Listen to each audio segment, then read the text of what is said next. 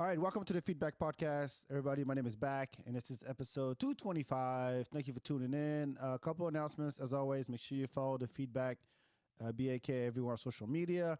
Go to the archive. I just had Lucas McQuarrie, Audrey Scott, Zach Bokus was on. Really dope conversation there. So, and share it with your friends. This is, it's a podcast. It's what we do.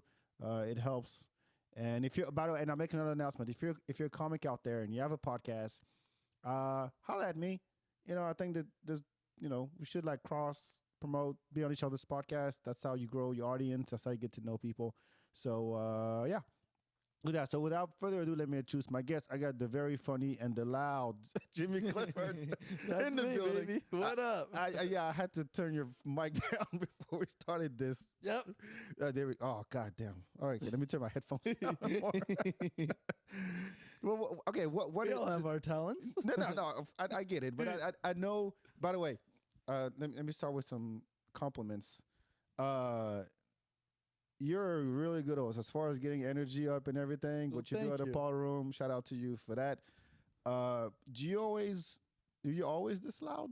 Yeah, dude. Here's the thing. I grew up in a family of 6 kids, and I have like 30 cousins in my hometown. If you wanted to be heard, you had to make yourself heard. Oh, you're the youngest? Oldest of 6, but like number 4 in terms of the cousins. Oh, okay. So your cousin's always at the house, and you're... Dude, they literally, my aunt is my next door neighbor, and my grandparents live on the other side of my house. Like, boom, like Irish Catholics, we roll squad deep everywhere. My whole bus was just me and my cousins. Going to school? Going to school, yeah. That's got to be weird. I know. I mean, it was weird, especially getting bullied on the bus. I'm like... Well, I mean, actually, if you got bullied on the bus, they know that your family had your back. Like, oh, shit, the Cliffords are here. Like, no, because here's the difference, right? Like, most kids, they go on the bus, they get bullied, then they go home, and they're done with it. I brought the bullies home with me, Yeah, but you were high up in the hierarchy, so you could, like, dish it out as well, right? Nah, dude, the women in my family, they run the house. My sister is 16 years old, and she is in charge to this day. Wait, hold on. So, out of the 6? Yeah. Well, okay, well, what's the ratio of men? It's 4 boys, 2 girls, and I'm the oldest of all of them. Okay, and then the cousins, there's more girl cousins? And then there's, in terms of cousins, I have 3 older cousins, and then 17 younger cousins. And, okay, are there more girls or more boys? In the entire... I'd imagine there's more boys. I think that there's probably maybe 6 girl cousins total. Uh-huh. And they still run the shit? 14, yeah, they still do. Hurley women are strong, like they don't fuck around. Don't fuck with the Cliffords, God. No, not at all. My sister, she has a boyfriend now. She's 16 years old, so she's just getting into all that like boyfriend stuff. And she just dumped her boyfriend as like a bluff. Like, what do you mean a bluff? She's like, he wasn't paying enough attention to me. I'm gonna dump him so he works harder. But then she dumped him, and he just got another girlfriend, and she's been furious. She is not happy at all, and she's like, this is bullshit. We're like, yeah, but, I mean, you did dump him. Yeah, I mean, she could get another guy. Yeah, but that's not the fun. She wants to break this one, Why do women do... At 16, that's young to be trying to break men. They started early. Yep, they start early. Man, these girls... I think girls could run the shit. Yeah, I mean, being president? No, just run shit. If like, they know how much power they have. Dude, girls do run shit. At least in my house, they do. Well, I did. Yeah, your house. My mom says, yeah, I was at a wedding over the weekend, and the guy goes, one of like my dad's family friends was at the wedding, and he goes, "Hey Jimmy, how you doing? Where's your father?" And I was like, "I don't know, underneath my mom's thumb somewhere." That sounds pretty accurate. Yeah. I mean, I see. My parents been married for like 40 years or so, and do they still like each other? It gets rough. it gets rough, and here's the thing where, and I think as men we've all experienced this. It's not so much.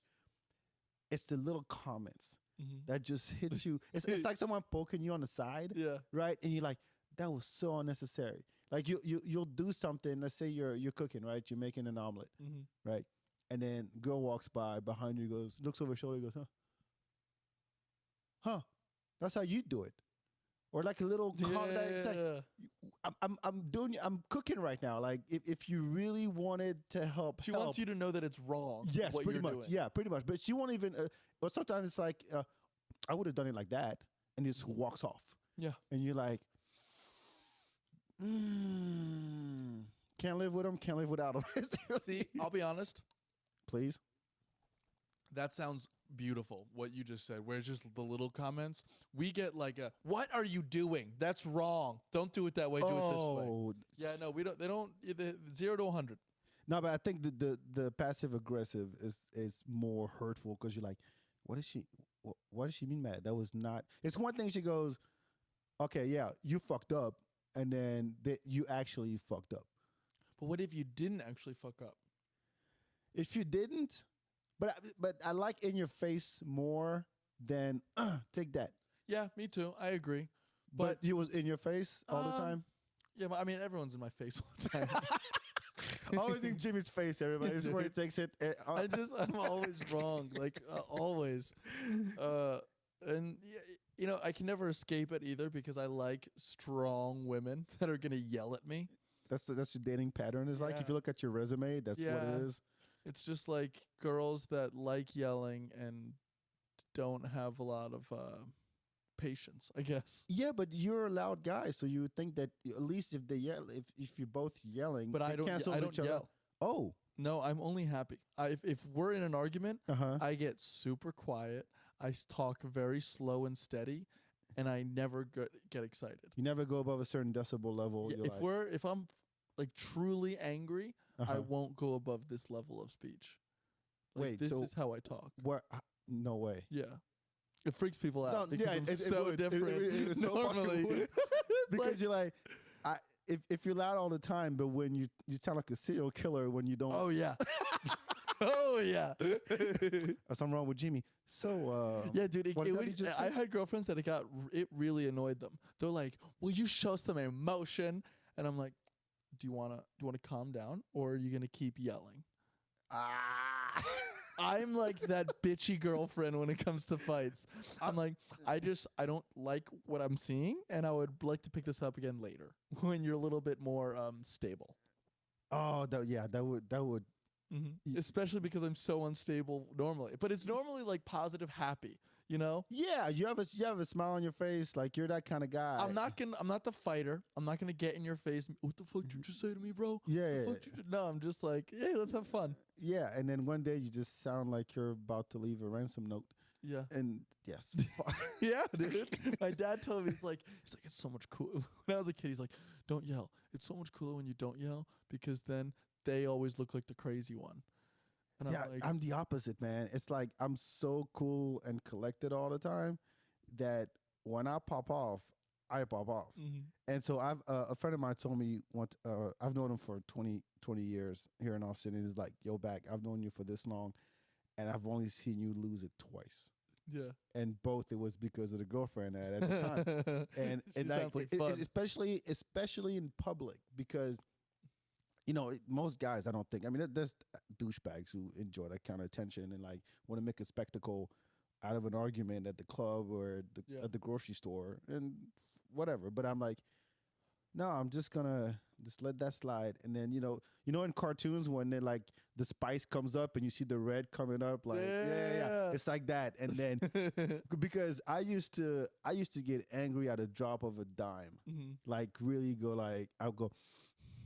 And then like, and you don't want to see him when he's angry. I was Hulk, dude. I would bust my head. I would bang my head on walls. I would do all that shit. Yeah. And then I did a 180 because my friend sat me down. I was like 12 or 13 or something. And they're like, yo, back, you need to chill out a little bit. Okay, let me chill out. I'll chill out. So I chilled out. And now it's like, yeah, you don't want to push back's button because one of these days you're going to end up at next week. 20 years of pent up aggression. No, but and it's kind of and I've heard people tell me like, hey, you know, you're a very patient guy. I'm like, you have no idea how much I try. You have no idea. I think the reason that most things don't bother me is because like I truly don't care. Yes, so that's a skill. Yeah. Right. So the ability to just turn that on and be like, I don't give a shit. Like to not give a shit, like instantly. Like say you're arguing with your friends about, I don't know, where to go to dinner, or you're trying to organize something, right? And you want to be part of the process of planning the thing. And next thing you know, it takes way too fucking long. Yeah. And you're like, you know what? I'm done. But now do you see, this is where I would think of it. I would be like, oh, I want to plan this thing with my friends. And then we try to start planning and there's arguments. And my brain tells me, your friends are idiots. And I'm like, oh yeah, I shouldn't be angry at this. Like, Yeah, you just switch it off. if you went to like a mental hospital and then tried to plan an event, you would have a better time than with my friends. Totally. But I've learned that over the years because I used to care so much. Yeah. Like, no, this is dumb. This is dumb plan. Check this out. If you go Yeah. this way, and then at one point I think it happened maybe 10 years ago, and I just said, all right, you guys figure this shit out. I'm done. Like, don't ask me for shit. Yeah. And then if we're not having a good time, see this thing. Do not bitch about it either. Yeah, it's not me. No, it's not me. It is not on me. So, okay, I'll tell you a story. My friend Liam, I've known Liam my entire life. We were in like literally preschool together. And he's a part of my friend group with like, let's say 5 or 6 guys. We went to go skiing up in Canada. And we were driving from New York to Canada to Mont Tremblant in my car. We get there and we have a great time. We're coming back. Liam is in the Air Force. And so he's like one of those military guys that's like very high strung all the time. And it needs to be right. If it's not right, then it's not. Can't turn that shit off. Can't turn it off. So we go through the border.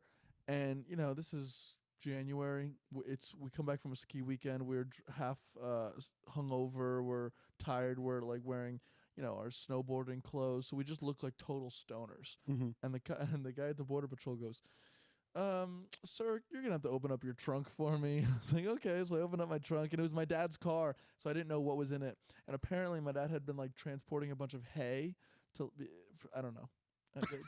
He's gonna say that like it's nothing. Yeah. Who transports hay? Well, that's what happens when you grow up in the middle of nowhere, Jersey. You know. So he had hay in the back. Oh, there's hay in the trunk. Okay. I didn't know that, and so the guy's like, "Why is there hay back here?"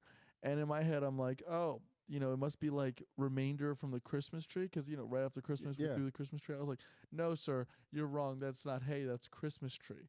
And now he's looking at me like I'm high as fuck. He's like, "Okay, no. Pull over, please, and we're going to need to talk to you." So they bring us into this back room where they're detaining us. And my friend Liam, he's super nervous. I'm actually getting nervous now, too. And because my other friends are, like I said, true idiots. My friend Brendan, he's one of my best friends in the whole world. He's the funniest guy I've ever met in my life, but he's also the stupidest guy I've ever met in my life. You need those sometimes. You need a little bit of everybody to make a world. I believe that. Dude, so the woman that detained us is like, I need you to take off your jackets and take everything out of your pockets, and I need to know if you have any contraband. And he is a pear-shaped redhead with curly hair that looks like Orphan Annie. And he goes, "What's contraband?" Oh, fuck. The woman's Well, like, you gotta hang around that guy to make you feel better about yourself. oh, yeah, dude. "What's contraband?" And then she's like, alcohol, drugs, firearms. And he's like, "I'll be honest, I have some dip tobacco in my pockets." She's like, "Okay, take it out." And he takes out 5 tins. He had 5 like skull mint tins in his pocket. He puts it on the table. She's like, "Why do you have so much of it?" He goes, "I really enjoy it." And then he takes the jacket off, puts it on the table. She's like checking it out. She puts her hand in one of the pockets and goes, "Oh my God." At this point, dude, my asshole's like this. It's so fucking tight. I'm so nervous. I'm like, we're getting arrested. We're getting arrested because Brendan's a fucking retard. And she goes in, pulls out an open cup of yogurt. What? Yeah, he had an open cup of yogurt in his pocket that he was saving for later, that he chose not to tell anyone about. Why would you have it? I have no idea.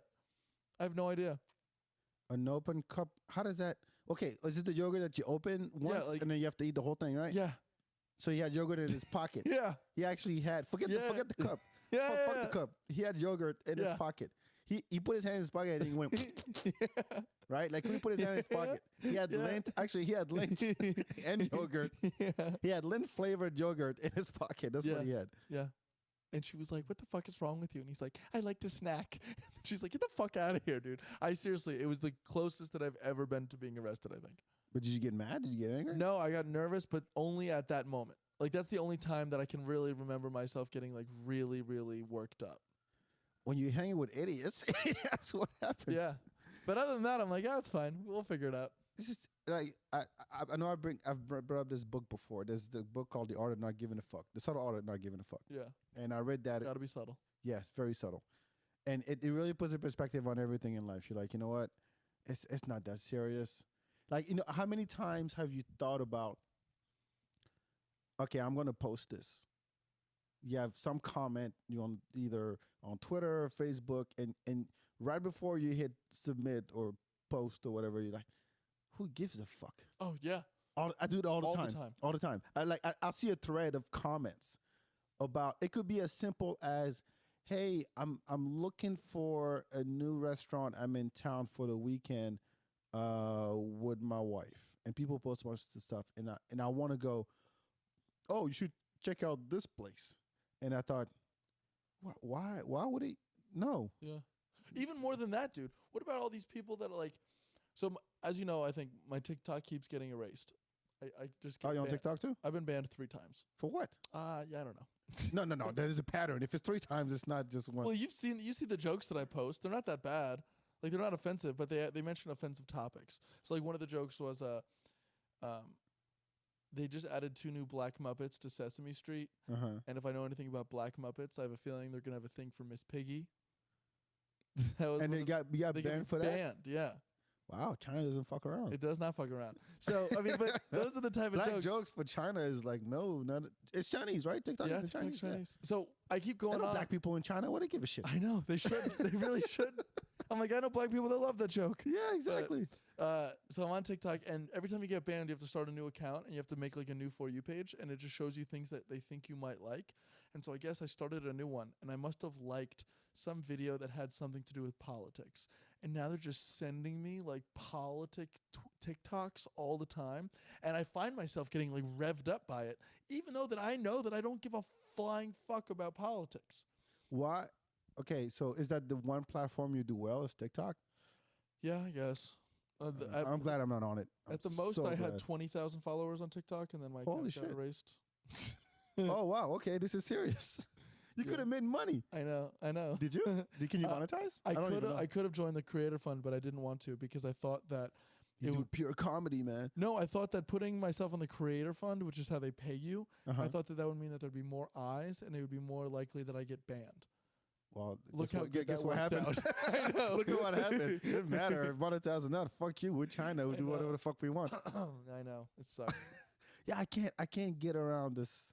And I mean, again, I'm an old fuck. I can't fuck with this stuff. It's hard enough for me to stay relevant, and I'm kind of a lurker online. Like I try to find interesting shit without having to participate. I think that's most people though. Yeah, definitely. I think if you were to make a pie chart of the percentage people who actively participate in social media versus the people who don't, who are on there that don't, I think most people don't. They say that 3% of the people on Twitter are responsible for 90% of the tweets. I totally believe it. I'm like, who the fuck are these people? Donald Trump was one of them. I believe it's 1%. Yeah. He's 1% by himself. No, but I don't.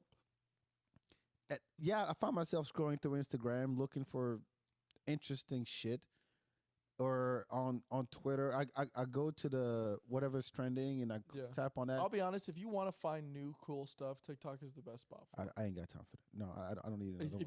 That's true. You probably don't have time because it takes up a lot of time. It's addicting. My kind of time killer platform is YouTube. That's YouTube's my shit.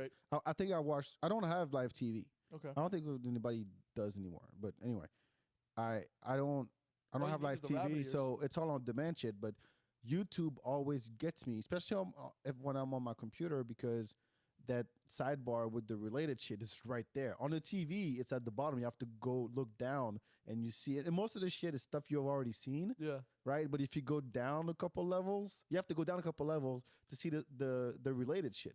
But on the desktop, it's right there on the right. Mm-hmm. And I'm like, okay, I just watch. What is your poison? What do you watch most on YouTube? Let's see. I get into rabbit holes about random shit that pops in my head. So I'll think of cartoons. I'll think of somebody like an actress, could be a comedian.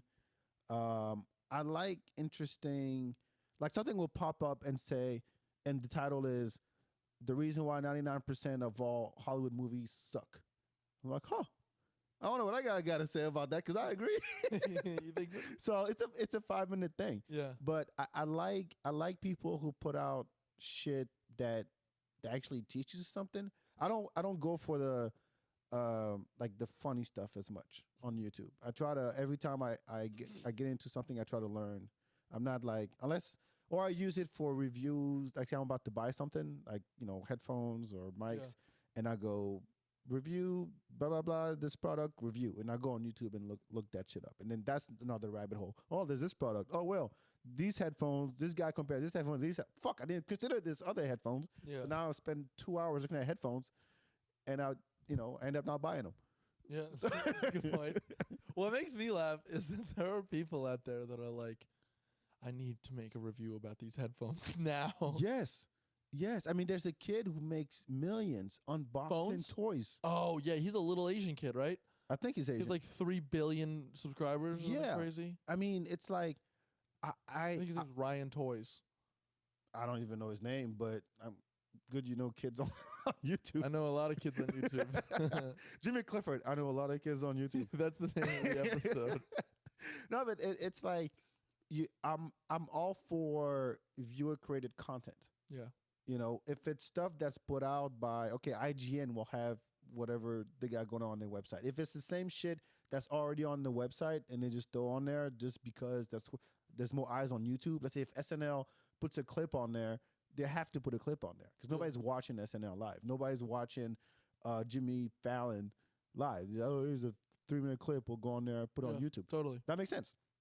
But I like when it's some random dude or some random girl who just goes, I speak patois, Jamaican, and I'm going to go to Jamaica.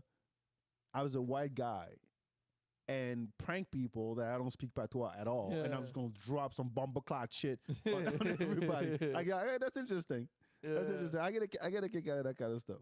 Dude, there's this one guy on YouTube that I love. So are you familiar with Casey Neistat? No, man. Okay. He's this dude. He was a vlogger. He like really changed vlogging online. Uh-huh. But his brother is like not into social media at all. Never had a Facebook, never had an Instagram, any of that. He's just a filmmaker.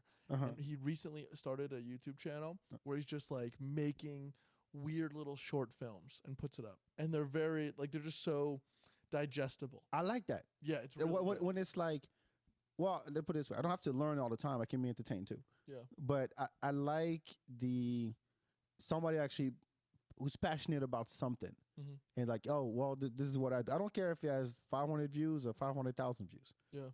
It's more about get somebody who's into something, and then this is what they put out. All right, cool, respect. Yeah, I also love music videos. I watch a lot of music videos. I used to, but come on.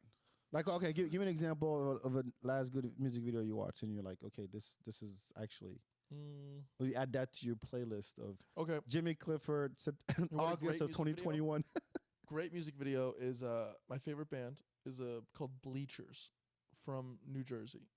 Are they known or are they just Bleachers? So the band is called Bleachers. They're fairly well known, but Bleachers is really just one guy. His name is Jack Antonoff, and he sits in his room and he makes all the music, and it's like pop music. But he's also one of the biggest producers in the music industry. Like what genre music? Pop. Just like give me who does he produce for? So he produces every single one of Taylor Swift's albums since 1989. Oh, okay. He's all of Lana Del Rey's albums, all of St. Vincent, Carly Rae Jepsen. He was the guitar player and the songwriter for the band Fun. Okay. Like some nights I stay up. No. Carry on. Nope. Too old and French. You definitely know this fucking song. It was huge. I'm telling you, that doesn't help. Whatever. So his name is Jack Antonoff, and he's a really cool dude. And Bleachers is just like a pseudonym of his. Like, you know how Foo Fighters? Sure. It was just the first album was just Dave Grohl doing all the instruments. Yeah. Same shit with Bleachers. But they did a song called Chinatown. And the music video is so weird and it's so different, and it has Bruce Springsteen in it, so you know I love it, and it's incredible. Okay. I mean, I like music videos when they're, well, put it this way.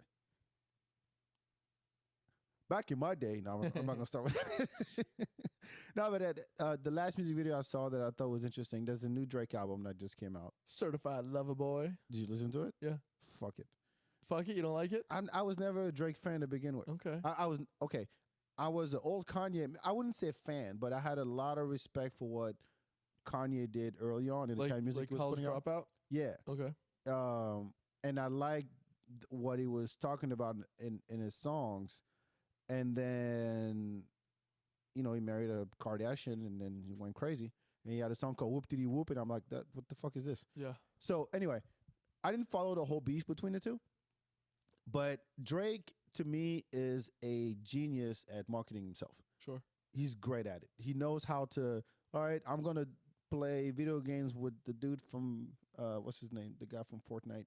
PewDiePie. Yeah, I'm gonna play with him so now everybody in the nerd community will know who I am, and I'm cool now. So he knows how to sell himself, right? And I'm like, I listened to the album. I take that back. I didn't listen to the album. Hold on. Typical. No, another guy on the internet talking shit about something he never listened to. No. What I did is I went on Spotify and I went through each track. I listened to the first 10 seconds and I would fast forward 20, and then listen for another maybe 15 or 20, and I'm like, fuck, he's singing again. Mm-hmm. And I don't like rappers who sing. It's annoying to me. I see your point, but to be fair, this album I feel like is kind of going back to Drake's roots. Like, this is what a Drake album sounds like. Well, my introduction to Drake was last name ever, first name greatest. Okay.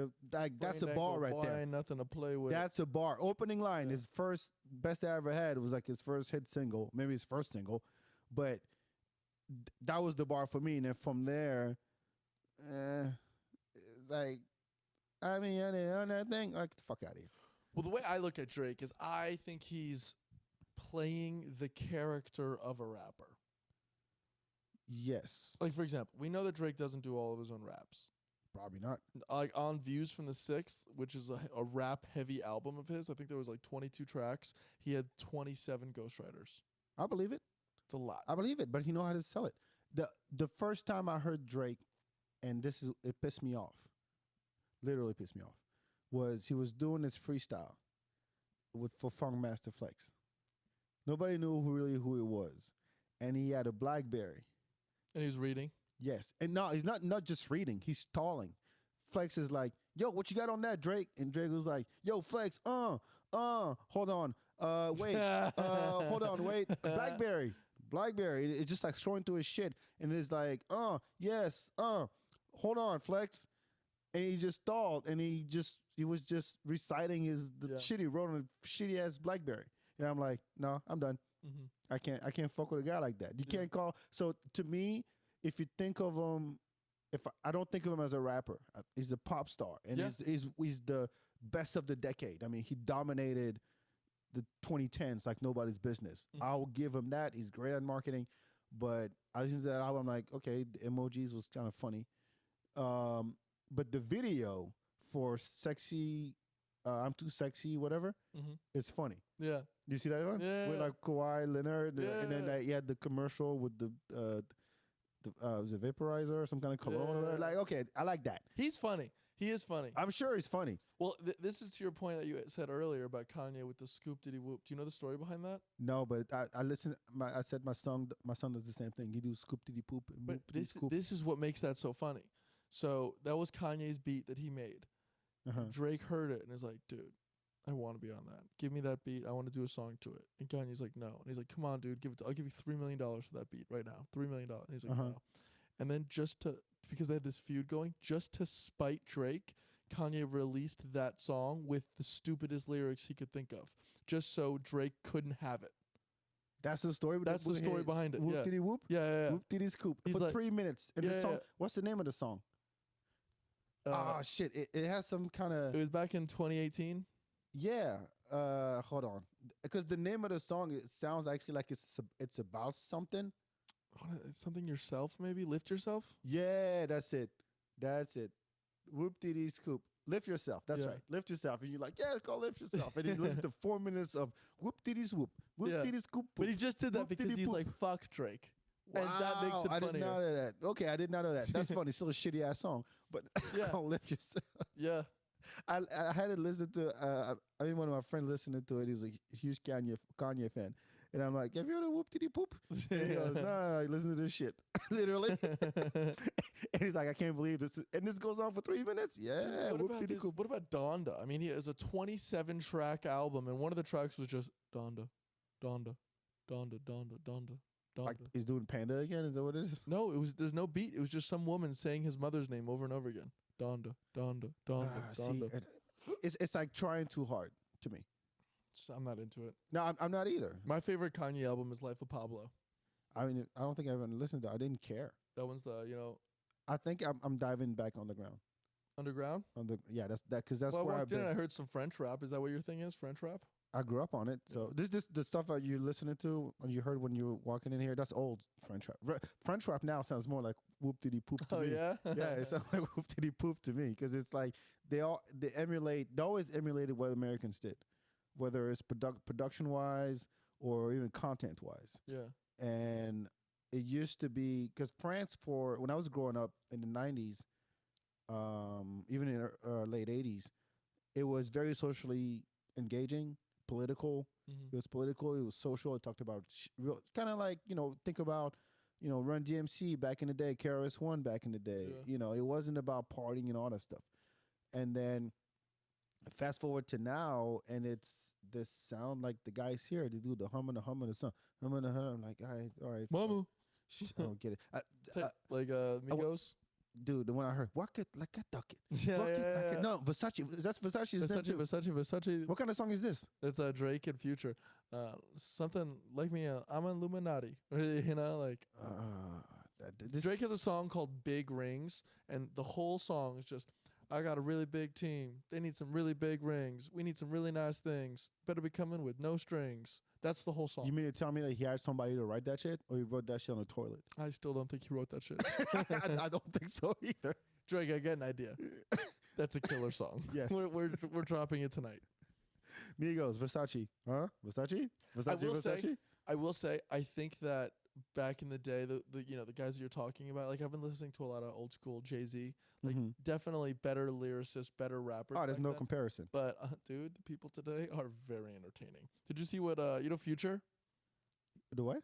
Future, the rapper? I know who Future is, yeah. Okay, so Future got I don't understand what he's saying though. Oh, you don't need to know. But he is the king of like not saving hoes.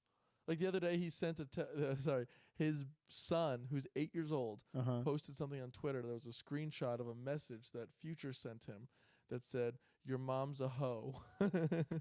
Like, whoa, dude, what are you doing? And he says Future, ain't that a bitch? Yeah, that sucks.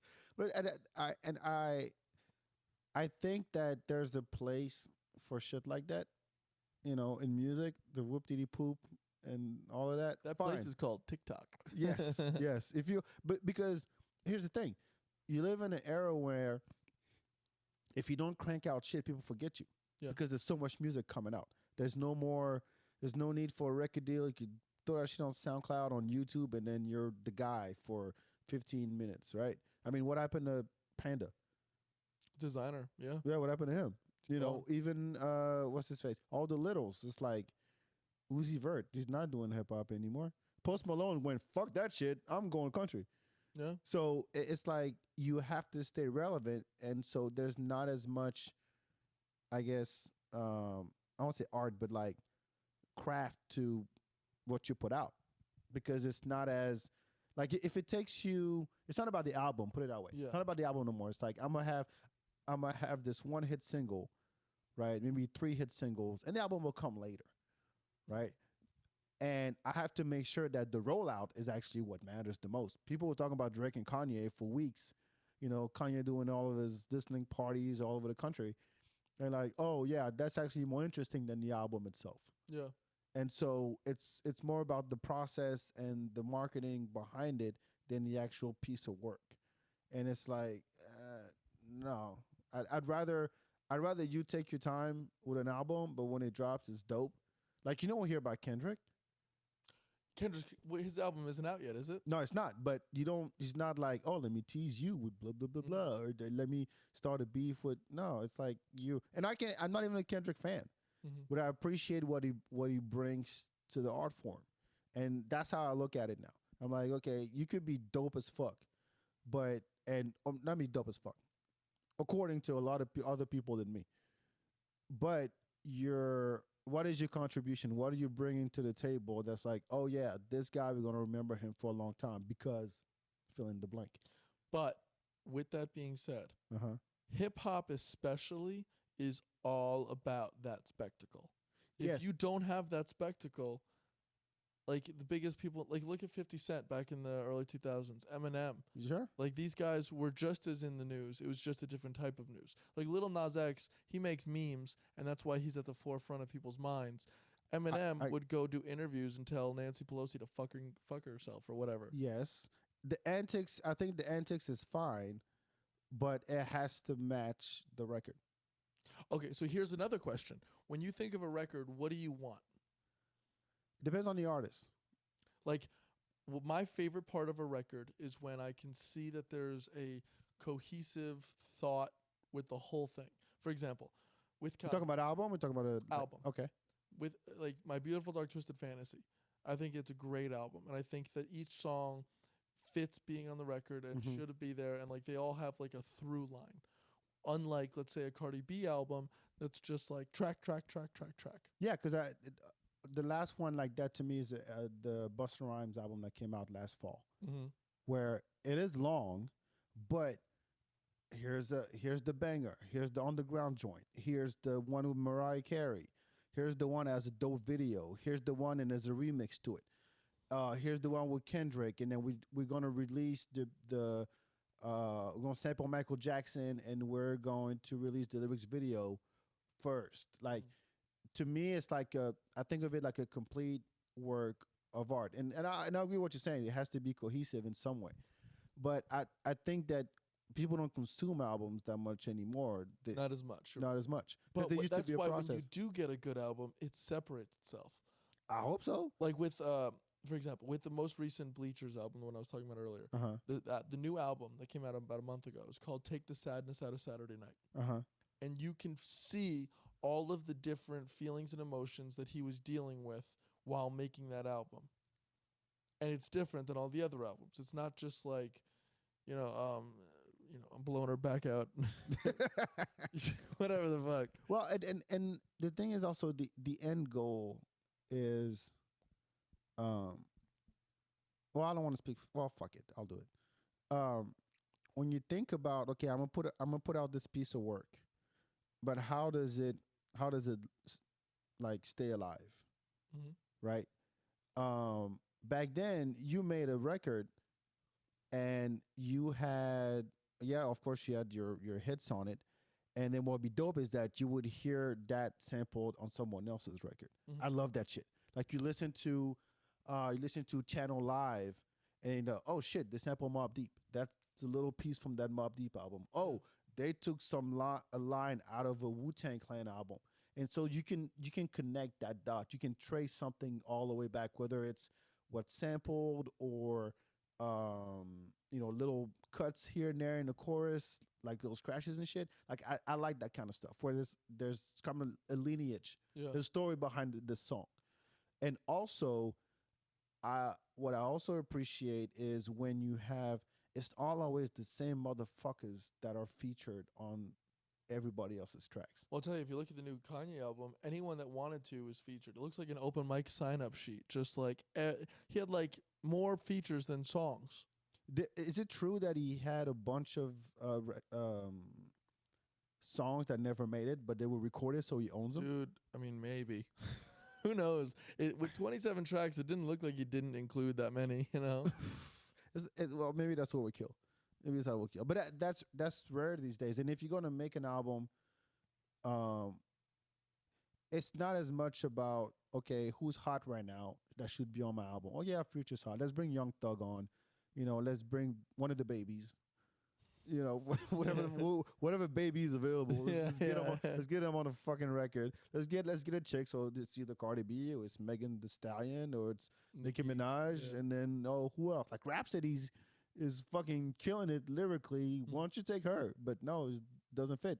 Yeah, it's a different audience. Yeah, it's the same reason you don't see Erykah Badu on exactly. on Drake's album. Who gives a shit? But to me, I like the connecting the dots part. Mm-hmm. Cause So then here's a question. Mhm. Take that same idea, bring it towards stand up. What do you want to see? Do you want to see a stand up special, Netflix special, where here's, you know, an hour's worth of jokes that I thought up that aren't necessarily connected? Or do you want to see something like Dave Chappelle's Sticks and Stones, where he had a point to make with the show? I like a point, but that's tough because you can have a something like I'm trying to think of who's done it recently. The last Tom Segura. Actually, no. Fuck, what's his name? Not Shane Gillis. Nate Bargatze. Okay. This last special had maybe 8 bits in it total. They didn't really like link. They didn't Yeah. connect.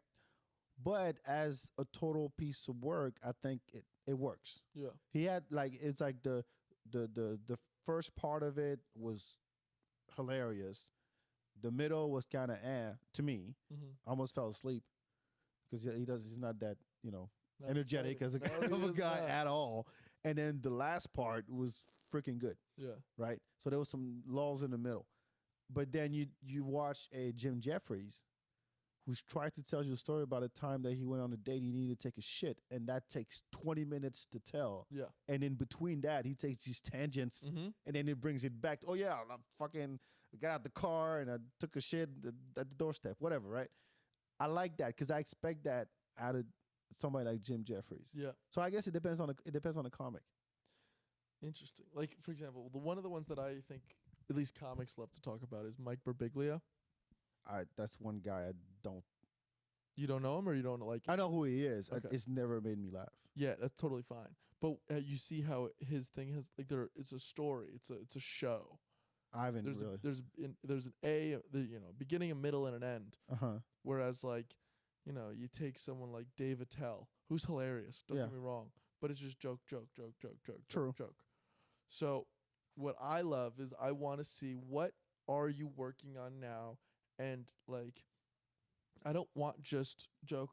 Like, I'll look at your Twitter feed for that. True. I want a full show if I'm gonna go. Uh-huh. So like, I always prefer that. I prefer Dave Chappelle doing like this is Sticks and Stones. I'm saying the things that no one else is willing to say, but I have to say them because I'm at the top of my game. Right. Or he'll talk about. I mean, maybe it's a little too much when he gets preachy on me, Uh-huh. which he can totally do. That's most black comics. No. There's a look, yo, there was a whole I don't say most, take the most out. I think that there was an era of black comedy from Comic View back in the day, even fucking Def Jam Yeah. on HBO back in the day. That's where like the Cat Williams came out of. Mm-hmm. It was like you're basically you're doing the preacher thing, black because your audience is black, and black people love that kind of stuff. It's not even like let me give you some advice on life. It's like you're stating things that people already know, they already agree about. So they're not laughing because necessarily funny. They're laughing because they agree. Yeah. And it's a different kind of laugh. Yeah. And I've seen that over and over and over again. Everybody thinks they're Chris Rock. Even Chris Rock did it in a way that was appealing to everybody. Mm-hmm. And I think that it felt more researched and more when Chris Rock does it's best when he talks about relationships. I think because the angle he takes on when you get up in the what was the one bit he did? Oh yeah, like fellas, when you wake up in the morning, look at yourself in the mirror and go fuck you. Fuck you, fuck your dreams, and let's go out there and make that bitch happy. Yeah. And then there's a whole thing about it. Even his last one, Tambourine. Like there was actually a whole because he had just gotten divorced. Yeah. So there was a whole theme to it about him being single again and Addicted to porn. yes. And so like I like that, but he does it in a way that's not too preachy. Yeah. I like that. But when it's like I can't do beat your kids. When people get too preachy, it's like, ugh, come on, dude, this is a comedy show. Yeah, and the equivalent of that is the self-deprecating white guy. Yeah. That's the pick me. Huh? It's like the pick me guy. The guy that's on a date and he's like, why would such a hot girl be with such an ugly guy like me? And you're like, fuck. Like, off. okay, we get it. Yeah. We get it. So That's why I think not Chappelle, but Anthony Jeselnik. yeah. That's why I think so many people like him is because he's never once told a self-deprecating joke. No. Never. He's like, I'm better than all of you. Yeah. He does. I like Jeselnik. I like his, because you don't expect that to come out of a face like his, and then he'll just, that he's gonna say something fucked up. Yeah. That's coming. If you don't know the pattern by now, like you're missing the whole point. Yeah. Of his act. He can even change it up. Like something bad's coming, and he says it in a way that you still didn't expect. Yeah. I like when it's, I don't know, I've become such a nerd and a snob about comedy. Yeah. That I see it more like I think of it like a class. Like there's someone on stage that's crafted this material a certain way. And there's a reason why he delivers it that way. There's a reason why he, there's inflections on these words. There's a reason why he moves to the left or move to the right. Maybe it's not as intricate as attended, but when I watch, I'm like, oh, okay, I see what it did there. I hear the callback. I hear the tags. I hear all those things, and I've become kind of a, snob. I can say nerd about it. Do you still enjoy it? I do. Yeah, I do. But that's the most important thing. No. It is. I'm trying to think of the last time oh shit, a couple weeks ago I saw Rich Voss. How was he? So I love Rich Voss since the Tough Crowd days. Yeah. That whole camp to me has always been the best. New York. Yeah, the New York, Boston comics always to me is like Nicky DiPaolo. Yeah, Nick DiPaolo. Yeah, all those guys. Greg Giraldo back then. R.I.P. All of them. Yeah, I got to see Greg at Cap City. Oh yeah, was he funny? Dude. And I'll say this again. I got to see Patrice O'Neal right before Elephant in the Room came out. You saw that hour? Yep. How was that? Funnier in the room or funnier on the taping? Funny in the room. I couldn't breathe. Yeah. I was front, like right up front. I couldn't breathe. Did he fuck with you? No, I didn't.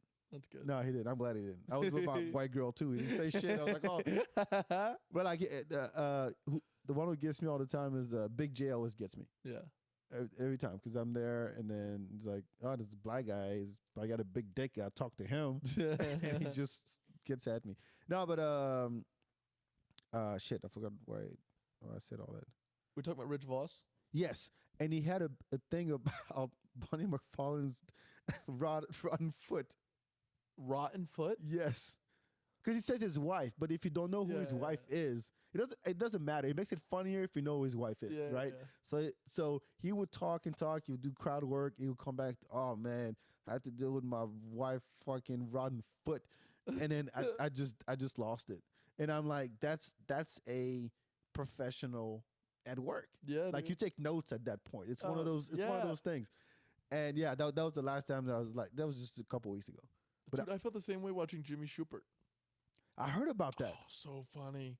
He's like one of those road dogs too. Like, yeah, I could tell. I can't say that I know him that well. I know of his stuff a little bit, but I can't say that I really know his material. What's funny about Jimmy Shupert is like, I was hosting the Dirty Birdie, which was after his late night show at the Rumble Room. So I'm hanging out at the club.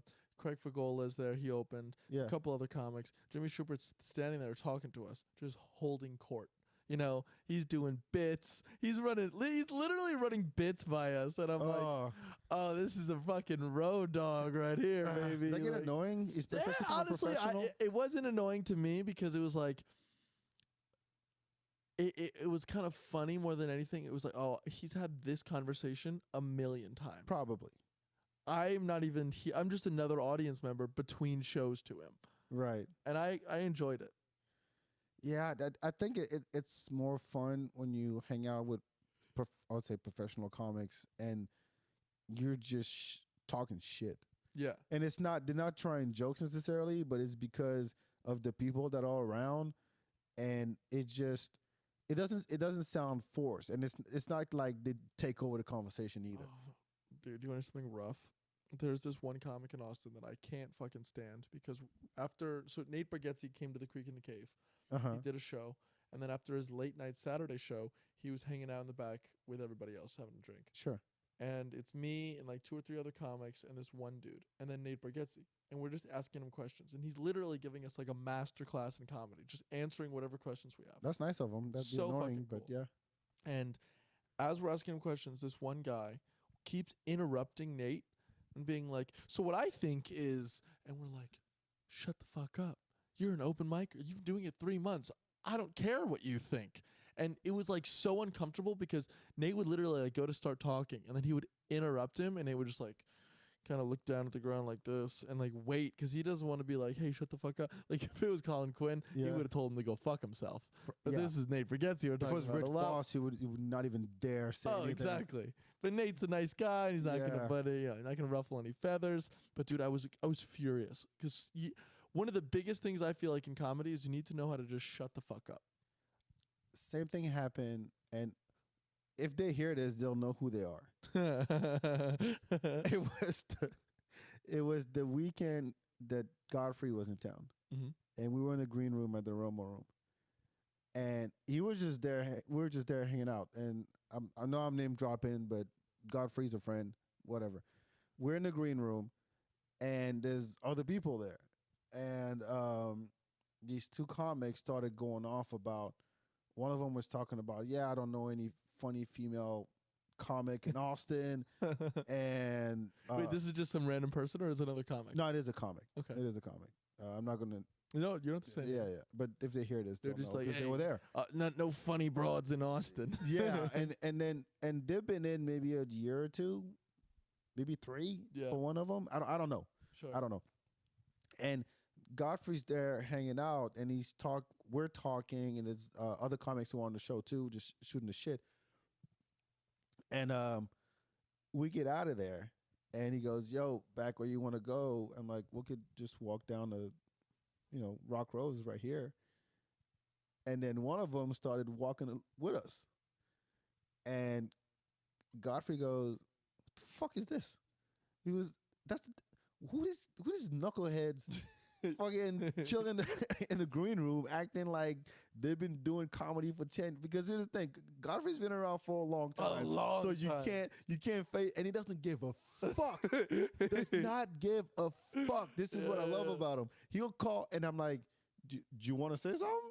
Because he's like, "No, no." I'm like, "I'll do it.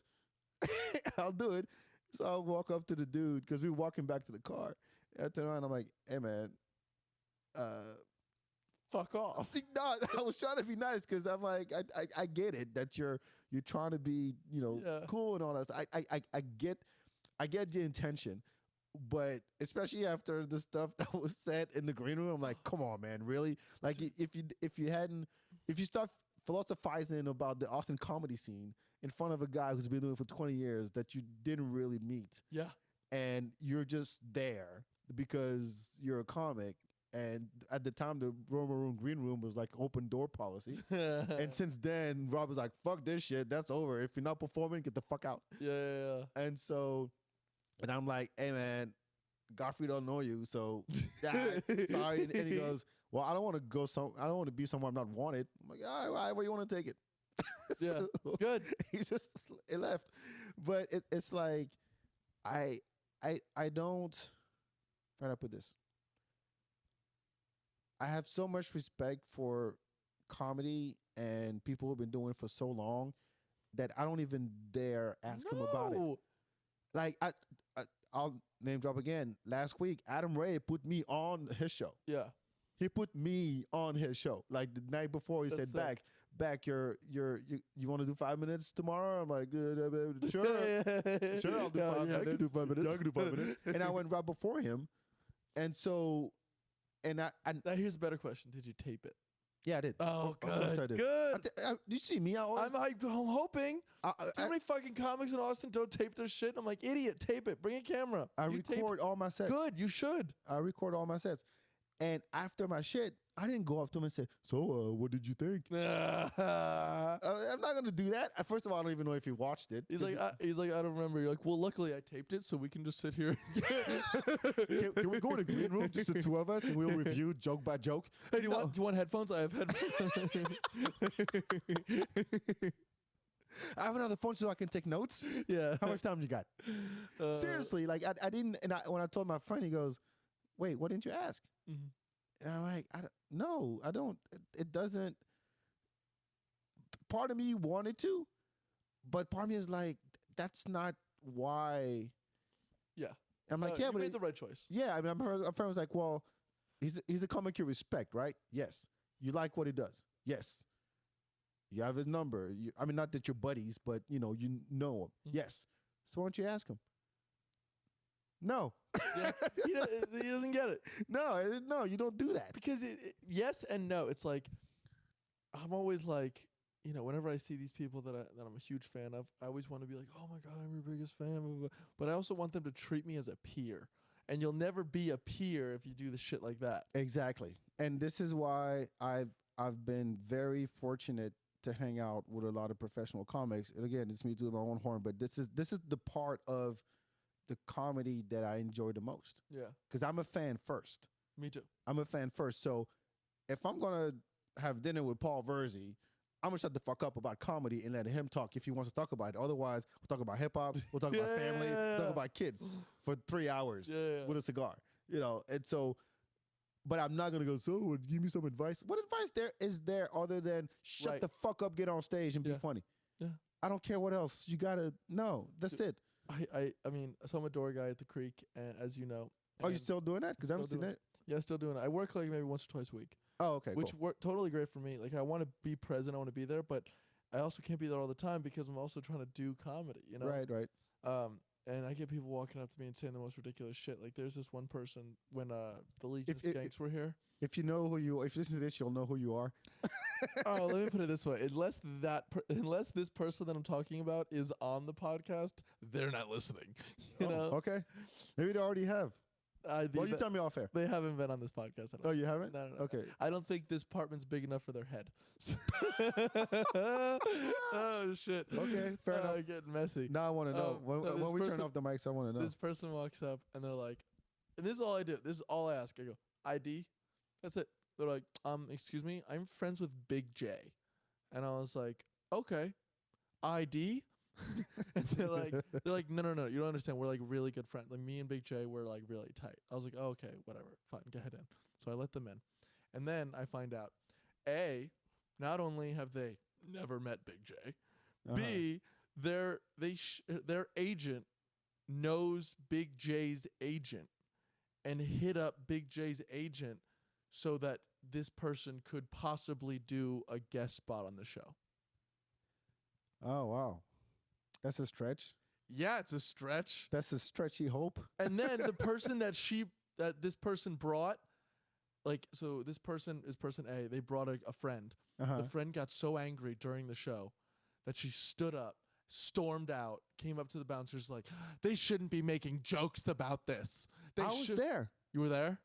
I think what night? Which one was it? I think it was after Lewis's show at the Depraved. Yes, I was there. I was sitting up front. Yeah. And I know I didn't get up. I didn't see who walked out. Yeah. Oh, fuck. Some girl. She walked out. She was like, how dare they make rape jokes? I was like, have you been to a comedy club? Don't bring your sensitive. Okay, PSA, ladies and gentlemen, don't bring your sensitive friends to comedy show, let alone a Legion of Skanks. I know. It's called the Legion of Skanks. Are you going to Skankfest? Yeah. You got the tickets? No, I haven't bought the ticket. I think I might be working it. Oh, really? Yeah. Dope. You bought tickets? Yes. Fuck yeah. I bought tickets last year. Oh, yeah? And I was so worried. First of all, it was a gift from my ex-girlfriend. And I was like, am I still getting That's a good gift. No, it was. We're still together at the time. I made sure. Yeah. I've only ever gotten bad gifts from ex-girlfriends. No, but we broke up afterwards. I made sure. Oh, cool. So she transferred the thing under my name. So by the way, remember that ticket you bought? Can I make sure they still work? Bring your new skank to Skankfest. Oh man, it's gonna be. So this is what's gonna be interesting. Well, first of all, there's Moon Tower coming up. By the time it airs, Moon Tower will be gone. But uh, Moon Tower is my favorite comedy. It's better than South by for me. Um, and the lineup is always sick. So if you miss, by the time you hear this, if you miss Moon Tower, I don't know, put up on your calendar next year. Get you a fan badge for Moon Tower. It's totally worth it. I don't know how they changed their format, but the comics are so accessible. Yeah. Maybe less now. I don't know, but this is the 10th year Wow. of Moon Tower. Yeah, it's totally worth it. Even That's as the a Cap City thing, right? no, it's mostly the Paramount. Okay. Well, at the time it was Paramount and Cap City, but it I revolves thought around the that the Paramount. people that own Cap City run Moon Tower. Like they're the ones who book the comics. No, I think it's more of a Paramount thing. Paramount people? Yeah, but they partner with Cap City for some of the shows. Okay. Because they had headliner shows. I mean, Cap City at the time was up north, Paramount's downtown. But the beauty of it is, with a fan badge, you probably get to see. I mean, each lineup has 10, 12 comics, and the headliners that you have to buy tickets for will show up at those lineups and do a set. Yeah, awesome. And you're like, and the best part is, after the whole day is done, you go to the bar at the Stephen F. Austin Hotel, and you get to hang out with all of them. And then, and 2 years in a row, they had an after party. It was at a venue of Congress in 8th Street, like a party with a DJ and everything. Okay. So they start dancing. You see Hassan Minaj is breaking it down, and you're like, oh shit, kind of cool. All right, dance? Yeah. And it's like it's so. I mean, of course, it's grown so much over the past few years. I started going. I missed the first. I started going the second year, and I've never missed it since. Yeah. And to where just getting to talk to comics. I wasn't even a comic at the time. I was just a fan. But just to be able to, be a fly on the wall when these guys are talking, it just blows my mind. Yeah. But anyways, Skankfest has a sick lineup. I don't know if you saw it. No, I've seen the lineup. Seriously, sometimes I was looking like every week to see who they would add. Yeah. And shout out, because they added a bunch of Austin comics, which is dope. I know Craig's on there. Abby, yeah. Adam Lucky, right? Adam Lucky's on there. Yeah, Colton's on there. So shout out to them. I really look forward to it. And also, a bunch of comics that I've hung out with before one-on-one are going to be there. So I don't expect anything. It's 3 days. I booked my hotel. I'll be like literally 3 blocks away from the venue. Yeah. So I can walk back to my hotels, chill. You mean stumble back? Yeah, probably. And I'll bring my podcast gear. You never know. Maybe I'll record some shit. Yeah, it's a great idea. But yeah, I look forward to that one, because just based on the footage from the New York one a couple years ago. Yeah. Holy when Louis fuck. came out? Yeah, the one Robert Kelly sucked Louis' dick. Yeah. He had a dildo through his pants. Yeah. And he had better technique than That's hilarious. I can't wait. I can't fucking wait. I'm excited. I want to see Ryan Long. You know Ryan Long? He's a Canadian from Toronto. Yeah, does he have like a pretty boy face? No. He has curly, reddish hair. Oh, never mind. I'm thinking someone else. Super skinny. No. He's funny, though, dude. He has a great joke that I think is so funny. He goes, there are 72 different genders. There's 72 genders. And that's true and awesome, because that means that men are better than 71 genders. Boys, boys, boys. Fucking brilliant. That's good. I'm trying it's a to misogynistic progressive joke. Okay, so let me ask you this. How do you discover new comics now? I mean, because everybody has a podcast, and you can't tell if the comic's good just by listening to a podcast. So for some people, you can. If their stand-up is good, you mean? Yeah. Yeah, I mean, I love listening to Come Town with Nick Mullen. Okay. Tim Dillon's podcast. I love Ryan Long has a podcast that I like to listen to. And I guess I mostly find them when, like, people mention each other's podcasts, or they go on each other's. Yes. Like, I found out about Louis, Dan Soder. Louis J. Gomez? Yeah, Louis J. Gomez, Dan Soder, and Joe List through YKWD years ago. Yeah. Because they were always on, and I'm like, who are these guys?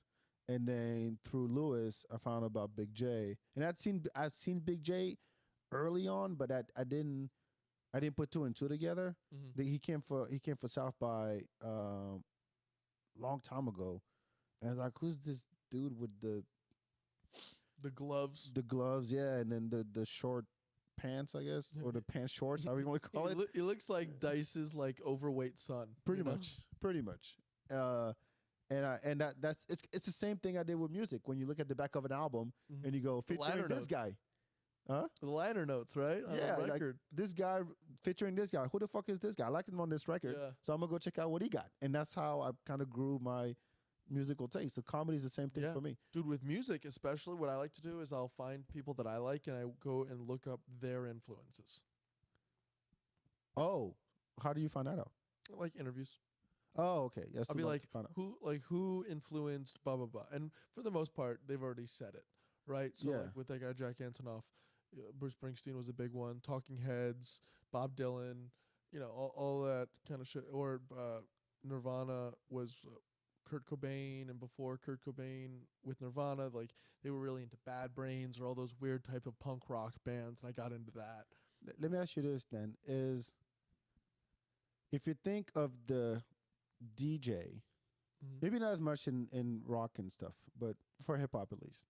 If you think of the DJ as the tastemaker, like the curator, and say, hey, yeah, there's the shit you already know, but check out this guy or check out this other guy. What is the equivalent of that in comedy?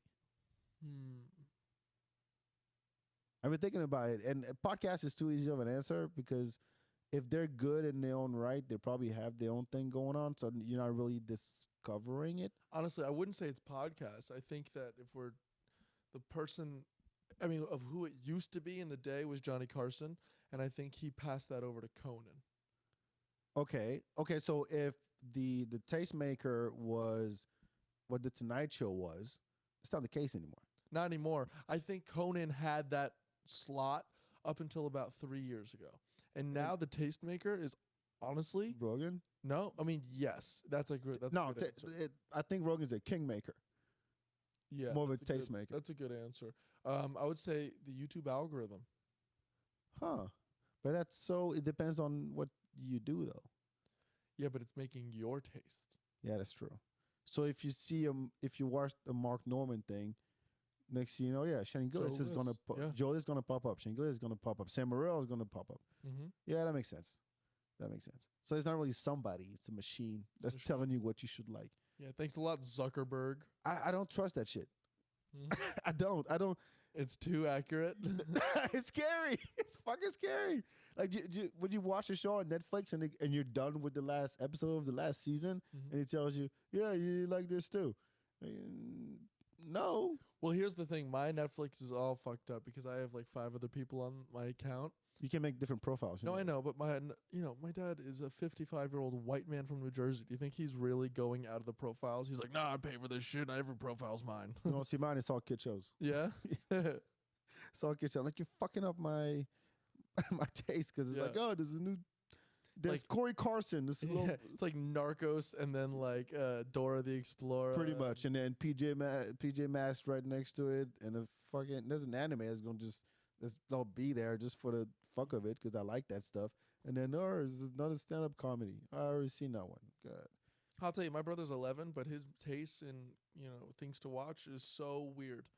Like random or just like he's an old woman. He loves watching HGTV, and he's like, I like the granite countertops. And I'm like, Connor, you're 11. Go outside. Play. No, it's okay. Something got to be done by that kid. This is not acceptable for an 11-year-old. You know what else he loves watching?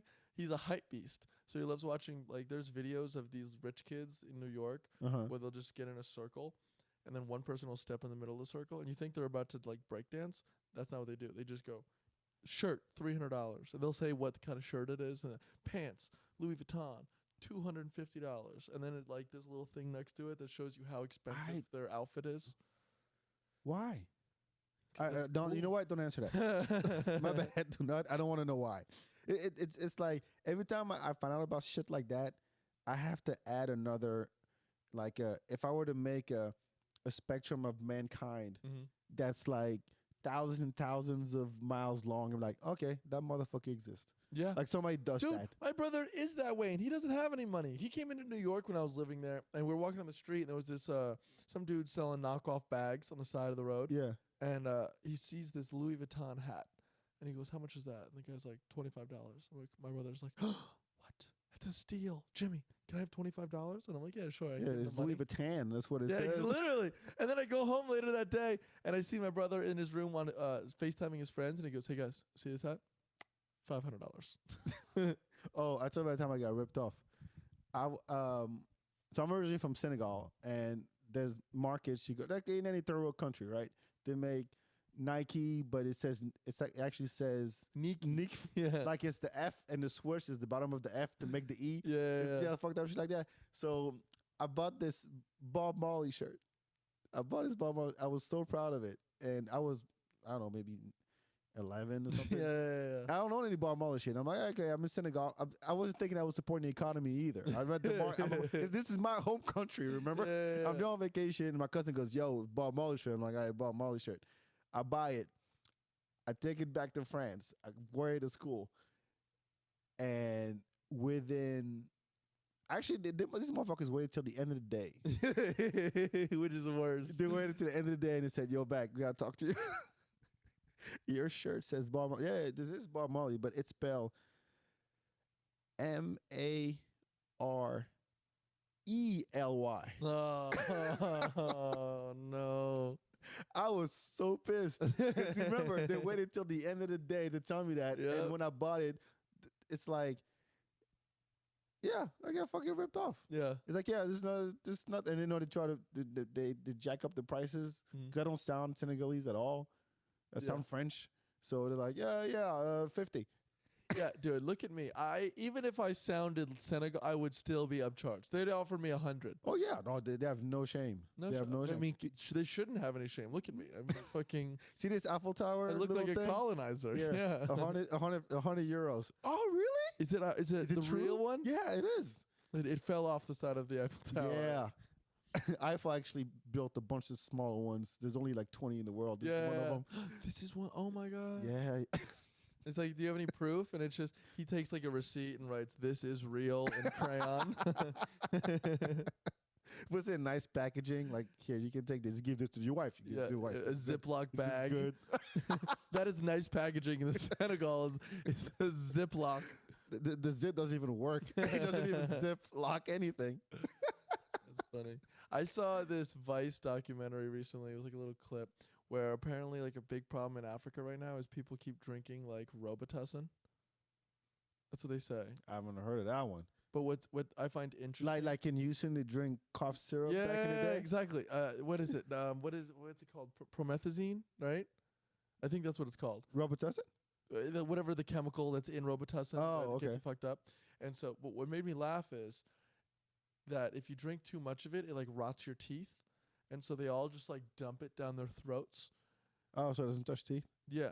But that's a funny thing. Like, oh, I'm a drug addict, but I want nice teeth. Like, I'm not one of those ridiculous drug addicts like the meth users, you know? Well, you know the kids that were into getting drunk through the asshole, right? Because it goes straight into the There was blood. a kid in my high school that did that shit. He would soak soak tampons in vodka and shove it up his ass. Yeah. I'm like, you need a hobby, dude. Like, hey, people eat Tide Pods too. It's like, oh, here, you exist. Put you out on the spectrum somewhere. Who's more dangerous to you in your head? The guy that eats Tide Pods or the guy that, Does the soak tampons? soak tampons? Yeah. I think the soak tampons because that wasn't his first idea. No. About shoving shit up his ass. No. I bet you throw some Tide Pods up there too. He's like, no, I mean the turkey baster had to come into play at some point. oh. At some point, it's like, how can I get this? Because the tampon Not up high enough. I can't go and buy a tampon at CVS. It'd be weird. I can't ask my sister. I can't tell my sisters. Do you think they buy like good or bad liquor? Huh? Good question. Like if it's going up my ass, I imagine I'm gonna get the cheapest thing they make. I'm drinking Vlad or something. Yeah, I would think so. Because if you're really DIYing it, why spend the money? Yeah, I mean, do you have taste buds in your asshole? I wonder if it stings. Yeah, he definitely stings. Stings going down my mouth, let alone up my ass. I mean, say you had a hemorrhoid. Oh, Sorry, put that in your head, folks. Oh man, like one of those that bloody drunk asshole that I had. Yeah, literally. Your asshole just looks like a pirate. It's like, arr. What if your asshole actually pukes? Yeah, I imagine it does. I mean, ah, kids. Sir, Well, have you been drinking this evening? No, officer. I need you to take down your pants and spread them. Well, you know what? If they were smart, I'm talking about the liquor companies. Mhm. They would use suppositories, and actual because you're if your goal is really to get fucked up and you want to be efficient about it, the dosage is what matters, right? So if I'm trying to at least put some kind of restrictions of how much you get per, how much the dosage of alcohol you put in. Put in your ass. At least it's sanitary. You don't have to use a tampon. You don't have, and don't put lint or whatever tampon are made of in your ass. I'm gonna go out on a limb and say if you're shoving vodka soaked tampons up your ass, I don't think you're that worried about the dosage. Yeah, but I think it's something that I think liquor companies could look into as Well, suppositories. imagine going to the FDA with that. Hey, listen, guys, we got an idea. Yes. So, like, it took us 1.5 years to do the COVID vaccine. Look, How man. long do you think asshole vodka is gonna take? Look, if Philip Morris comes out tomorrow and say we don't do vape pen because Yeah. that's the thing, Mm-hmm. they'll next thing you know, fucking Grey Goose going, yeah, kids are doing this thing in the ass. How can we capitalize on that market? They're just boyfriends all over the world. Like, I've been trying to get something up her ass for years. Yes, I'm trying to get her drunk quicker Yeah. and then loosen the asshole at the same time. And I never got that. I never understood the people's fascination with the butthole. never, Nah, you never liked ass. Never eaten ass, but never wanted to. Never wanted to fuck someone in the ass. Not really my thing. No, It just, here's the thing. I don't ever want to like.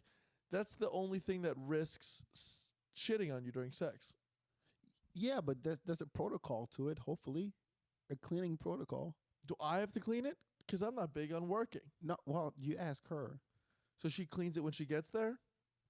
Yeah, I guess so. Say, hey, just go and take. Clean up your ass. Yeah, you go dirty, up your asshole. you dirty girl. Clean out your ass. What kind of Do you women wanna- are do you you wanna inviting do over this? here, Mac? I got this olive oil here that should have. Actually, I found that out the other day. Olive oil actually works well as a As lube? lubricant. Interesting. I had no I idea. had no idea you I were had no idea. Italian. It's like, I fucking love it when a girl puts olive oil all over coochie. Guys, it's I gotta put this. One, it's natural, and the spit only goes so far, Yeah. and you're like olive oil, done. It wasn't my idea. It was not my idea, but She's I like- found out. I'm like, I just happened to have a bottle. She's like, you're already roasting me like a chicken. We might as well. Yes, and it maybe it cleans something. I don't know. That's Olive oil is funny. pure. The pure one. If you got two, Extra virgin. yeah, if you had two guys there, you'd call her a rotisserie chicken. You just Well, if you suck it afterwards, you'll taste the olive oil. That's I'll good be for you. honest though, that sounds like a Jersey sex move. Putting olive oil all over someone. I don't know. It's like, what would you call it? The Jersey gyro. Don't want to give her the Jersey gyro last night. What's that? That's where I cover her pussy in olive oil. It's a dirty Italian. Yeah, I cover her pussy in olive oil and I lay my pichadillo on it. Hey, put that on the spectrum. That exists. Girls Yep. that like olive oil up. There are some wild people in the world back. I'm telling you, man. What I if had that no was your idea. thing? What if you're like, I can't fuck unless I'm covered in olive oil. I got raped by Chef Boyardee as a child. Let's add some friction though. Just put some salt and pepper Yeah. just to make it a little rougher because this oil thing is too you can melt butter too. If you get some butter, put it in a cup and put it in a microwave. Is it Oh, you don't own a microwave. That's right. You can't That- put it in the see- oven. That was the smell. I walked in. I didn't know what the smell was. It's olive oil. I don't know what you had planned for later tonight, Mac, but Hey, you learn every day, man. yeah, you do. See, the interesting thing when shit like that happens, and this is really what I wanted to stop and ask so many questions. I'm like, fuck it, olive oil it is. So just extra virgin in the kitchen. Yeah. Oh shit! Because you want to know what is this fascinates me. This really fascinates me. Is like whatever people are into. Like what is the intro? How did they get there? Yes, like somebody who's into there's a thing. There's how you call it, kibuki. Anyway, the art of tying, like you tie knots around your body, right? And it's a thing. Sure. Just like people dress up like furries or a thing. Yeah. It's like, how do you get to that to where you're like, this is it? You get raped by your Boy Scout instructor. Possibly. Your knots aren't tied enough. I'll keep working. I was on a ship once. I'll never forget that trip. I do all the nautical knots, and next thing you know, I'm tied up like a hog. And now this is my thing. Yeah, it's like everybody has that though. Mm-hmm. You don't have that. I'm sure I have that. Let me think. Nobody's shows. Yo, Jimmy. What's my thing? You know. Well, okay. Go ahead. Yeah, I'm trying to think. What would my thing? I mean, my thing's a little too on the nose. It can't be like basic. It's pretty basic. What if you sound like a serial killer, like you were saying earlier? Yeah, during arguments. That's the thing. What if the girl did? What if the girl just sounds like a serial killer? What if that was my thing? Yeah, because you're. Well, it depends, because you speaking in a calm voice means that you're angry, but you're not showing it, as opposed to the loud smiley face, right? Yeah. So if you do that, you know you're having angry sex, but you're being calm about it, and the girl matches you. Yeah. The same level of intensity. It's just like two Hannibal Lecters fucking Pretty each other. much. Like, wouldn't that creep you out? Yeah, it would definitely creep me out. Like she just smashes you, and at one point she starts smiling and everything. Okay, now this is normal. Once we're done, like you go back to smiling and laughing. But here, listen back. Here's the problem. It never lasts long enough for me to be able to tell what she's saying. She's like, "Are you ready?" And I was like, "I'm done. I don't know about you." She's already done. Like, what happened? Yeah. What happened? But she has to piss you off first, then. Yeah. For that to happen.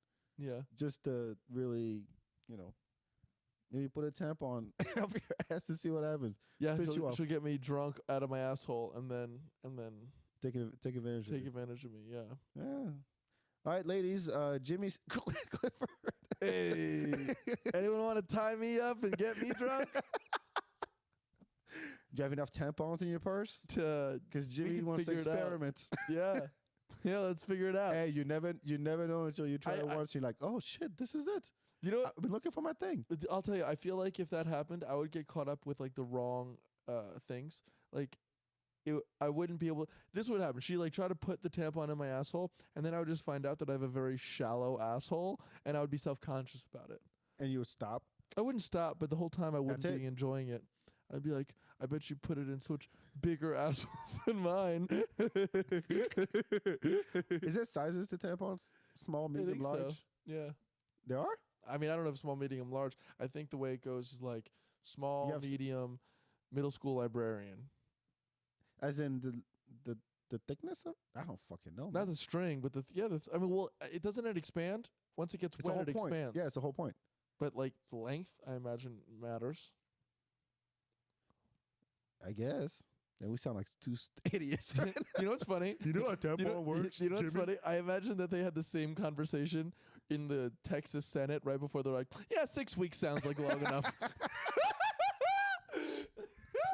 We don't really understand what a vagina is or how it works, but it's called vagine, yes? Yeah. Okay, vagine. Okay, how do you work? Fuck it. Done. 6, and then you can snitch. Yeah. You can fucking snitch. $10,000. You know how many bounty fucking hunters going to be out there just busting your door open? What are you doing? All right. $10,000. $10,000. Even the Uber driver.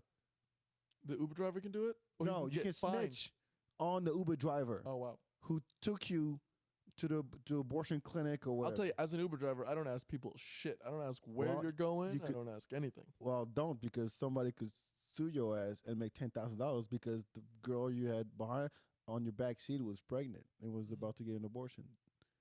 Yeah. Well, that's the world we live in, man. What are you gonna do? Move out of Texas? Yeah. It's when then you have to live in Arkansas. Who wants that shit? No, I'm not. Really? No, that is not my next choice. Where's your next choice? I don't know. Atlanta sounds good. Yeah. But people shoot people there. Yeah. People shoot people here anyway, so it's not like it'd be that big of a stretch. I don't know. I'll probably end up in New York again. Really? Is that where you were? Yeah. I was in New York for the past 5 years. What, New York, New York? Yeah, the city. Like in Manhattan, or you? 3 years in the Bronx, 2 years in Brooklyn. Oh, yeah, that'll make you New York, New York. Yeah. Like really New York, New York. I can't fuck with New York. No, I like to visit New York. I don't know if I can't live there. No, too much. Yeah, too much. I like the energy. I like everybody says that, I'm sure, about New York, but I love a city that doesn't sleep. Mm-hmm. Paris is the same way. Like you can walk down on the docks of the Seine River, and then at 1 a.m. there's a bunch of people doing tango. Yeah, that's awesome. I love that shit. And so we don't have that here. And it's like, by 9 o'clock, if you didn't go out and have dinner, you're done. You got to stay home and eat Chef Boyardee. Yeah, I know. And stick with the olive oil and put it in your girlfriend's ass, and that's your dinner. Exactly. Get out some bread. Honey, we missed our reservation. You know what that means. I got the bread. You got the oil? Yeah. We're going to have Italian still. But yeah, that's what I love about New York. And did you go into the city a lot? Yeah. Like to do comedy or to I did comedy for the whole time I was there. Is that where you started? Mm-hmm. Where'd you start? What club? Yeah. My first open mic was at this thing called the Laughing Buddha. Yeah, it's like that sounds like a Chinese restaurant. It's not even a Chinese. It's like this. The Laughing Buddha is like a company, kind of like a rough cut comedy or like a comedy company, and then they go to different venues. So they was at this place called the Climate Lounge, which was this high priced hipster bar in the Lower East Side, and they would bring us into the basement and we would do comedy. You paid $5 for 5 minutes, and then once we'd all sit down, they said it was a bucket. It was never really a bucket. They would pick who they like, and then everyone else would go after that. But then people would just leave. So I remember there were so many instances of me going up to 2 other people, and then one or the two, sometimes both of them, would leave during my set, and I would just be performing to literally no one. New York was rough. New York makes you appreciate how good Austin comedy is. Oh, I totally believe it. I mean, like we were saying earlier, if you look at the caliber of comics that came out of there, it's like you gotta have a tough skin just to make it in New York. Yeah. Shout out to all the comics that grinded up there, whether you were started as a door guy or you were a barker on the street. Or I barked for a long time. With that fucking loud mouth of yours, yeah. I bet you we could hear you in the Bronx and Brooklyn. Even Staten Island was like, is Jimmy barking outside? Yeah, that's me, baby. Holy shit. Yeah, I mean, kudos, man. I know it had to be tough, and now we ain't got shit here, but yeah, compared to those scenes, it's no. But what's good is I'm growing so much quicker now because being in Austin, we have a lot better quality stage time. I agree, yeah. So I think when I go back, I'm going to be able to be much better and hopefully maybe booked a little bit more often. Are you leaving? No, not for the time being. I'll be here until at least May, that's when my lease is up. But I like it in Austin, so I'll probably stay longer. Do you remember that first time on stage? What did you think? Oh, yeah. My first time on stage is... You just yelled the whole time? No, dude. I was so scared. I used to memorize my act and then just say exactly that. I really broke out of my shell in Austin. I would just go up at the Santa Cruz and bomb. I eat a dick every night for a month straight. Serial killer voice or happy smiley face? I would just be like this, Jimmy. Hi, guys. So here's my jokes, blah, blah, blah, blah. And I would never really go too excited and I would never really go too below. It was always right in the middle. But now I think what really helped is I'm doing a lot more hosting now. And that really helps me just become more comfortable and more myself. And I think I've been doing much better on stage because of it. No, you do great at a host. Dean told me the same thing too. It's hosting, it really develops another set of skills that you don't have just as an open micer going up and doing jokes. Because you have to interact with the crowd. You have to think on the spot. You you pretty much run the show. So it's another muscle that you got to exercise. I think anytime you're on stage, it's just another workshop. That's how I think about it. But yeah, one of these days I'll get to that. All right, let's get to the dope shit. What's your dope shit? You know what my dope shit is? So it's not necessarily new. It's within the past year, but an album by this band called Glass Animals. The album is called Dreamland. Dude, so dope. And the music video, dope, even more dope than the album. It's Dreamland by, what's the name of it again? Glass Animals. Glass Animals. Yeah, it's solid. It's maybe 10 tracks, and they're all fire. And the album is just really cool, and it's this independent thought, and I don't know. What kind of music is it? It's pop. fusion, pop, synth, Yeah, it's a little bit of that. jazzy, funk. Yeah, a lot of it. It's pretty a bunch cool. of There's some hyphens. rap on the album. There's, some electronic tracks. There's Is it going to end up in a commercial? Is it kind probably. of that kind of music? Probably. Oh, okay. All right. Next Downey commercial, you probably hear that. Yeah. The glass animals. Have you ever heard that? It's like sometimes all I think about is you. Late nights in the middle of June. No, whatever. No, It's good. I'm not from here. Yeah, I from like to England. play that card when it's something I don't know. They're I say, English. I'm not from here. You're European I'm African right now. right now. Yeah, I identify as an African. I don't know what you're talking about. That's funny. I get to switch French, African, Mm-hmm. Texan, black. Honestly, my dope shit is, yes, I found out about this artist. Keep it on the music tip. Named Damu the Fudge Monk. The Fudge Monk. Yes, and at first I found out about it because I'm a huge fan of We Funk Radio. I plug We Funk Radio anytime I can.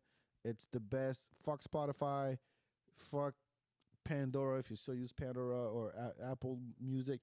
We Funk Radio is 2 hours of solid hip hop, jazz, break beats, funk, soul from all over the world. And it's an app. It's a website, Okay. but there's an Android app actually, and they have over 1,000 shows. So Hell yeah. WeFunkRadio.com. So the guy from We Funk Radio, DJ Static, has a Spotify playlist that he updates maybe once or twice a month. Mm-hmm. And then I just listened to it, and I'm like, who the fuck's Damu the Fudge Monk? Like, I'm like, because if you're gonna have a rapper name, like have a dope name. Yeah. Like Raekwon the Chef, Method Man, Prodigy, Havoc, Busta Rhymes, Damu the Fudge Monk. Yeah. I can't take this shit seriously. And then listen to it, and that guy is spitting like the hip hop I like, like with dope bars and rhymes. The beats are dope. So I started going back on Spotify and listening. It's been around for a while apparently. So that's what I said. I go on the ground. I just Hell yeah. dig my head in the sand and go, fuck yeah. all this Drake Kanye bullshit. Fudge Monk all day. Fudge Monk, baby. You Fudge heard it here Monk. first. Damn you the Fudge Monk. And then it got co-signed by J Live, who's one of my favorite MCs. And he's like, yo, check out this guy. And I'm like, yeah, this is one of the times where I really needed to tell J Live on Twitter, hey, yes, I fuck with Damn you the Fudge Monk. Yeah. And he said liked, and he goes, dope. I'm like, yes. I did give a shit that time. Nice. But yeah, Damn you the Fudge Monk. Look it up on Spotify. He has a bunch of stuff out. It's dope hip hop. All right, where can people find you? All that good stuff. You can find me on Instagram. I'm the Jimmy Clifford. No underscores or anything. It's just the Jimmy Clifford. And on Facebook, on YouTube, I'm Jimmy Clifford. On Twitch, I'm Jimmy Clifford Show. TikTok, Jimmy Clifford Show at Jimmy Clifford Show. All right. Yeah, man. Follow the human loudspeaker. Fuck yeah, baby. Just don't get on his bad side. It sounds like he's about to kill you with a. I don't like the way you're speaking right now, and I think we should slow it down a little bit back. I think you carry one of those like string things to strangle people. I do have one in my car with my Don't piss him garbage off. bags Don't piss him and off. my zip ties. Oh fuck. Anyway, make sure you follow the FeedBak everywhere as always. Coming up soon, I know Craig Fogola will be on the show. Jablar is going to be on the show. The lineup keeps growing and growing. Do me a favor, if you're a comic, you want to get on, holla at me. I mean, I get people that fuck with me. And Jimmy, you've been very supportive. Fuck yeah, baby. Between the workshops over in Pflugerville and just being, a nice guy with a big dumb smile on your face all the time. Because that's what I know you by. Now I know Hell you yeah. can fucking kill somebody. Silently. Yes. Yeah. Anyway, we'll talk to you next time. Ciao, ciao. Thanks, man. Peace.